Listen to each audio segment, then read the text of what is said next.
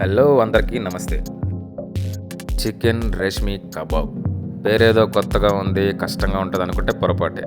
ఈ రెసిపీ చాలా ఈజీ అండి. దీనికోసం మనకు కావాల్సిన ఇంగ్రీడియంట్స్ కొత్తిమీర, పచ్చిమిర్చి, జింజర్ అండ్ గార్లిక్. కొంచెం వాటర్ పోసి ఇవన్నీ మిక్సీలో వేసి పేస్ట్ రెడీ చేసుకోవాలి. ఇందులో మెయిన్ ఇంగ్రీడియంట్ కొత్తిమీర. ఈ కొత్తిమీర వల్ల అపియరెన్స్ వస్తుంది గ్రీన్ కలర్లో, అండ్ అలాగే టేస్ట్ కూడా చాలా బాగుంటుంది. ఈ పేస్ట్లో మనం ఫస్ట్ పెరుగు యాడ్ చేసుకోవాలి. అందరికీ అందుబాటులో వీలుగా ఉండే ఇంగ్రీడియంట్స్తోనే నేను ఈ రెసిపీస్ ప్లాన్ చేస్తున్నాను. పెప్పర్ పౌడర్ 1 టేబుల్ స్పూన్ వేసుకోవాలి. గరం మసాలా 2 టేబుల్ స్పూన్స్ వేసుకోవాలి.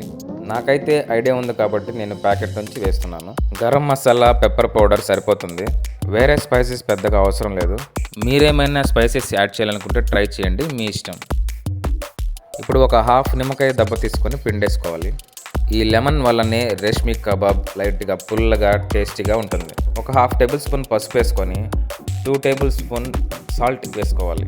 ఇవన్నీ యాడ్ చేసేసిన తర్వాత ఒకసారి బాగా మిశ్రమాన్ని మిక్స్ చేసి పక్కన పెట్టుకోవాలి.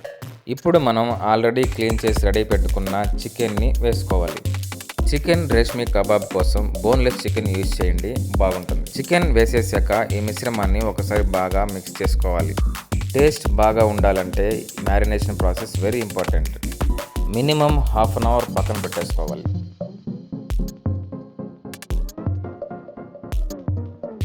ఇప్పుడు ఒక ప్యాన్ తీసుకొని దాంట్లో కొంచెం ఆయిల్ వేసేసుకొని అందులో చికెన్ పీసెస్ని వేసుకోవాలి. చికెన్ పీసెస్ చూడడానికి ఎంత బాగున్నాయో.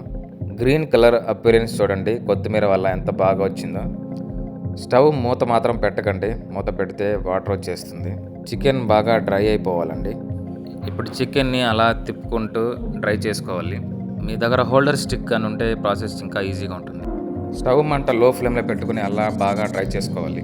యాక్చువల్గా చికెన్ రేష్మి కబాబ్ని గ్రిల్స్లో కాల్చుకుంటారు. మన దగ్గర ఆ సెటప్ లేదు కాబట్టి ఇంట్లోనే సింపుల్గా చేసుకోవడానికి ప్యాన్ యూజ్ చేసాము. చూడండి, చికెన్ మెల్లగా ఫ్రై అవుతోంది. ఈ చికెన్ రేష్మి కబాబ్ కోసం మ్యారినేషన్ ప్రాసెస్ ఎక్కువసేపుగా ఉంచితే పీస్ ఇంకా జ్యూసీగా కూడా వస్తుంది. ఫైనల్గా కొత్తిమీర వేసుకొని సర్వ్ చేసుకుంటే ది బెస్ట్ స్టార్టర్ అండి. మీరే చూశారు కదా ప్రాసెస్ ఎంత సింపుల్గా ఉందో. స్మోకీ ఫ్లేవర్ కావాలంటే స్మోకీ ఫ్లేవర్ యాడ్ చేసుకోవాలి. మా దగ్గర ఆ సెటప్ లేదు కాబట్టి అది కూడా చేయలేదు. నా థింకింగ్ ఒకటే అండి, ఇంట్లో ఉన్న ఇంగ్రీడియంట్స్ తోటే మనం ఎలా చేసామా అని. బట్ టేస్ట్ విషయంలో నో కాంప్రమైజ్. మీరు ఒకసారి ట్రై చేయండి, ఖచ్చితంగా నచ్చుతుంది. థ్యాంక్ యూ సో మచ్ అండి. మరొక సింపుల్ రెసిపీతో మీ ముందు ఉంటాను. మీకు ఈ రెసిపీ నచ్చితే please subscribe my channel. Bell icon నొక్కడం మాత్రం మర్చిపోకండి please. Thank you. Bye bye.